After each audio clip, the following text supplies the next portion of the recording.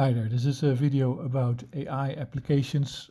I think that it is likely and also quite safe to stay with the current large language model paradigm for a while. One of the reasons to do it is, one of the reasons that it's likely to happen is that it is very cash flow intensive. As you can know by the news items on $1 billion spent on compute and of course the large energy requirement. AI energy requirements can drive innovations in renewable energy actually. So we might see a replacement of silicon panels by perovskite panels finally, which are 1/6 of the price and as efficient. Or we can see efficiency gains in silicon by multi-junction cells. That's another topic.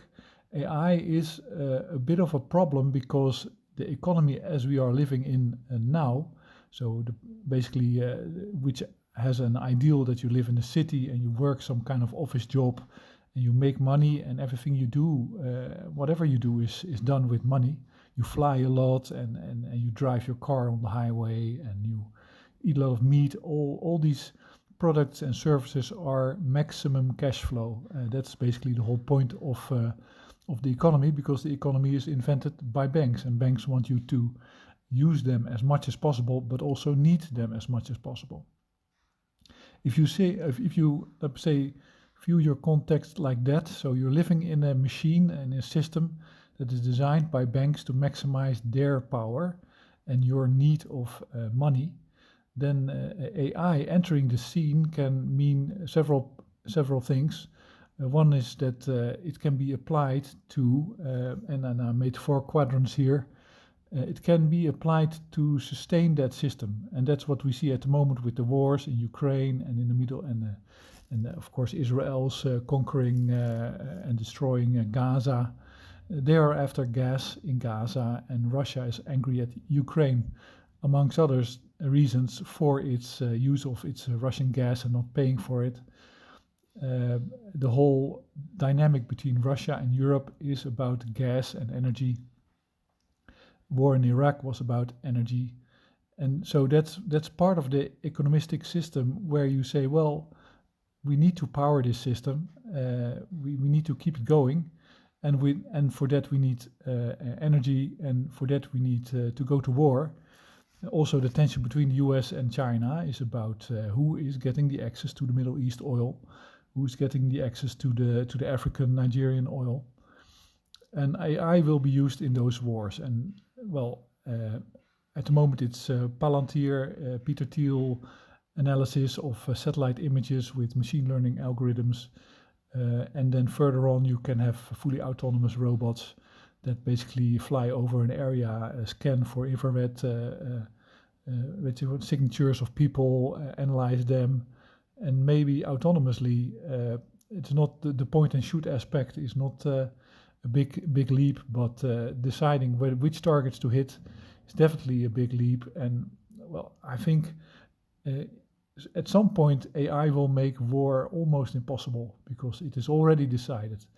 And of course, can be decided before it starts. So I think the main way AI is used now, and that's also the reason why I think some countries should not have AI capability, is to analyze people, analyze their motivations, their environment, because people are born equal, more or less, and then they learn a lot of things from their environment, and maybe they're put through some experiences that are positive or negative, and in the end they have some beliefs, and so you can grow up in Gaza and you are taught to hate Israel, and you can grow up in Israel and you are taught to hate Gaza or Palestinians. You started on the same point, and AI can help analyze the lives of people, which are for a large part online and observable. Because we all have smartphones that you can also listen to.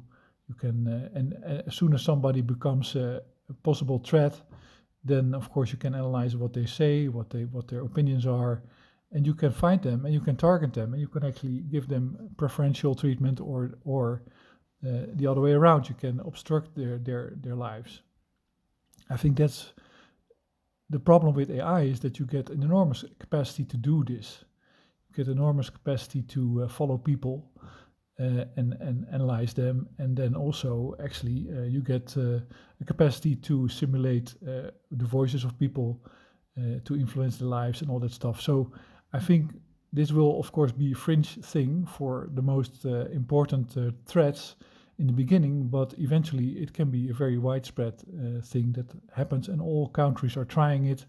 All countries are trying to get the computational resources to do it. And then the banks, like the economic system, does not obstruct that because it likes the cash flow. It likes to see Israel buying billions of dollars of NVIDIA hardware, etc., etc. So that's and so it is. I think will be more pre-targeting, target analysis, and then on the other hand, you can use AI to undermine computational systems, anything that's online. Monitor them. And I wrote a blog post a while back about AI terrorism. You can simply have a large language model asleep in a standalone computer somewhere, monitoring the news. And when the news is the wrong news, it can trigger an attack or an explosion. Because now we have machines that can read the news. So if you have a politician in, say, Colombia, some country somewhere, and he is deemed a communist or something, so he's against banks and what they do, and then he gains power, then let's say the system that triggers the response to such a political thing, such a thing that really only humans previously could understand, AI can now understand it, and an AI can trigger a response. So that's applications of AI, and that's all because of the economism, because of the fossil-based economy, and because banks want to be powerful. So the biggest threat to humankind is banks that want to maintain their power and want to maintain high cash flow activities like fossil fuel use. Anyway, but that's more my robo-economic story, and that's only the first quadrant. So the second quadrant is about a different aspect of the economy, and that is to capture the consumer. Like you can say, well, I'm very pleased to enjoy these media, like shows like Netflix and stuff like that, and to have my clothes look exactly the way I want. But of course, it's very obvious that people are basically put into different bins. To use American, like sorting bins that have been designed by marketing departments that are about having a certain lifestyle and a certain budget, and then if you are a high lifestyle, you drive a Porsche and you have a big mansion and you have a Rolex, and if you are in another bin, then you drive and then you don't drive anything, and you have a mountain bike and you have ripped up Levi's, etc. For every, let's say, the marketing departments just analyze what is there and what people are attracted to, and then they create those things, and they create kind of, let's say, identities to gravitate towards. So you get more avatar style lifestyles of people, and then somebody like Elon Musk or anybody that has his own mind can call these people more or less NPCs, because they are avatars, and in the economy they are just playing a role that keeps them alive and has an existential importance for them. Now, of course, you can use AI to both seduce people into that and to have them enjoy it. But this is, in a way, it is complete control of a life. So if you have an AI assistant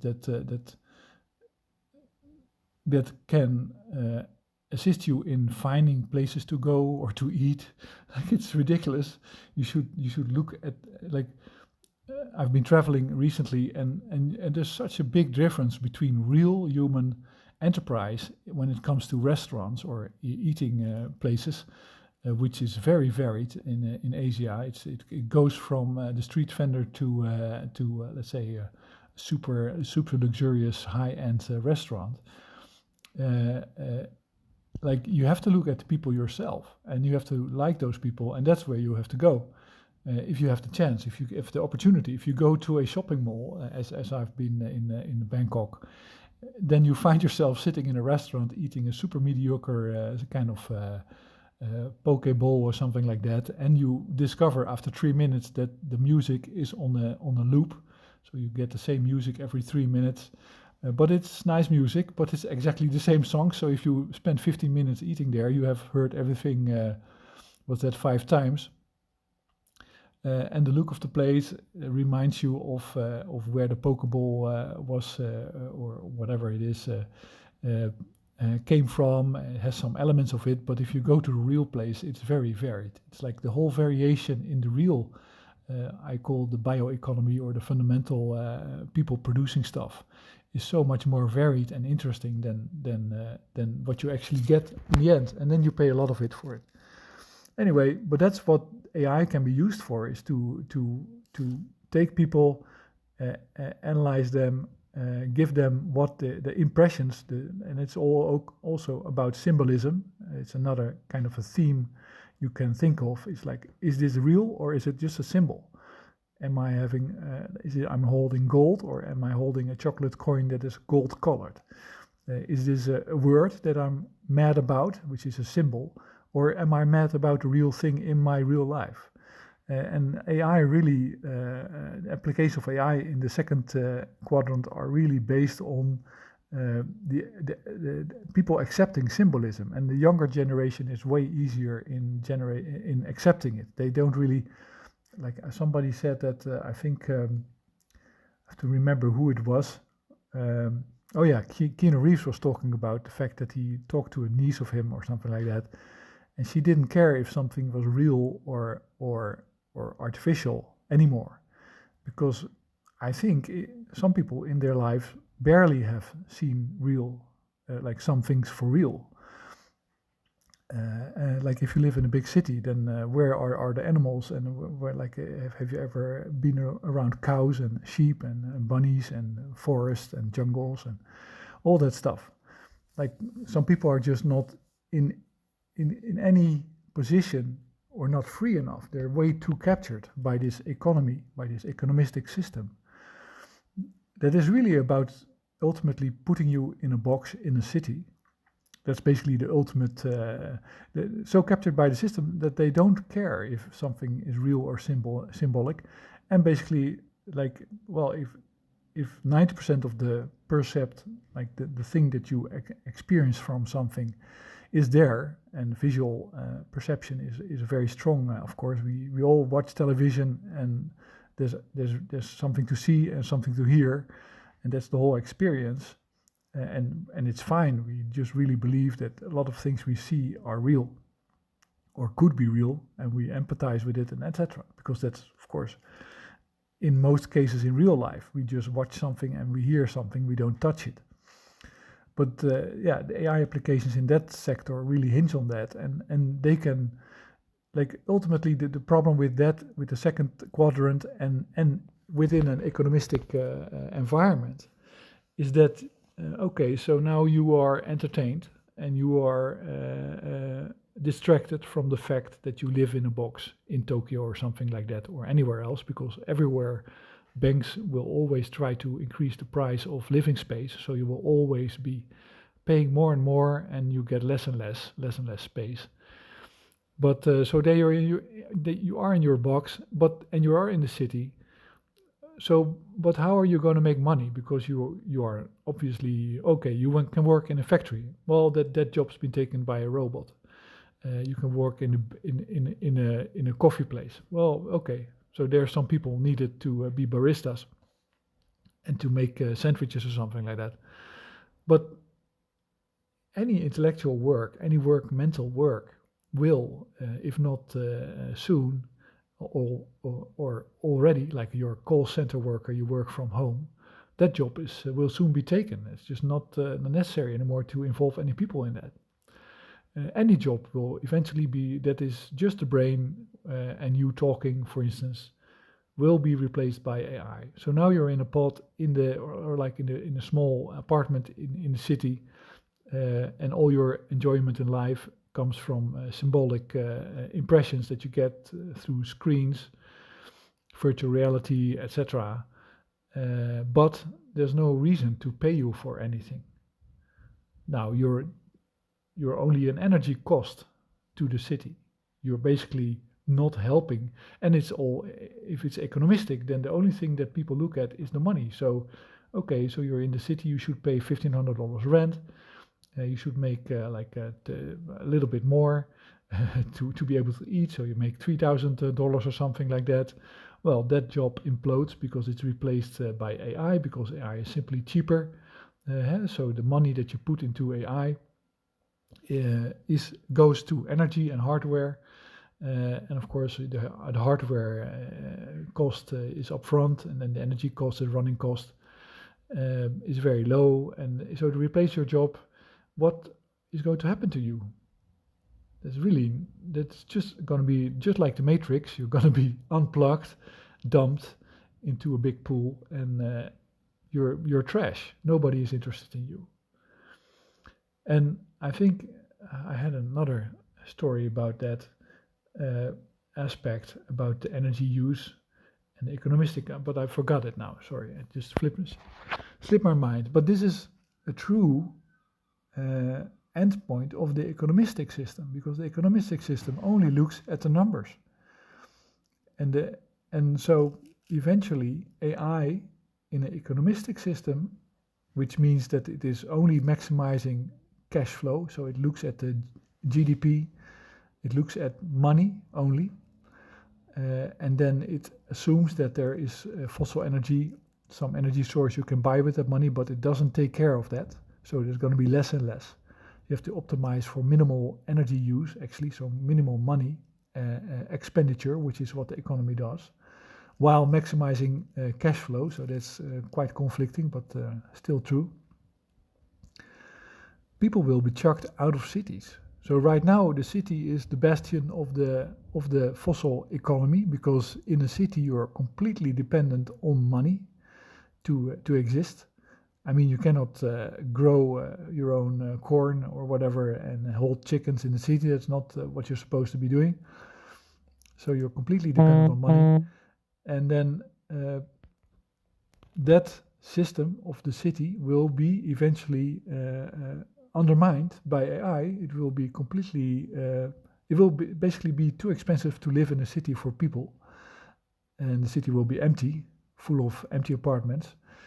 And that's basically the ultimate. And where will the people go? They cannot go anywhere, because if they go to the countryside, then that's all industrialized farming, also run by AI. So another aspect of it is that if there would be a major economic crisis, so economic crisis, always energy crisis, so there would be a major energy crisis, then, and you would think, well, during the Great Depression of the 1920s, people went to the countryside and lived there and had a good life. Well, that will not be the case, because the countryside will be industrialized and maybe too dry or too flooded. So a big depression style crisis now, where the cities have to be abandoned, would be much more of a disaster than in the past. But anyway, this is 18 minutes of talking about this picture. The other two quadrants are more positive, but I'll keep it to this, and I hope you find it interesting. And I guess I'll link my Patreon, because I want to make more of these videos, and I want to go more into that depth with AI. My background is in neuroscience and AI. I have a degree in it. But then I'll talk about the other two quadrants. Thanks for listening.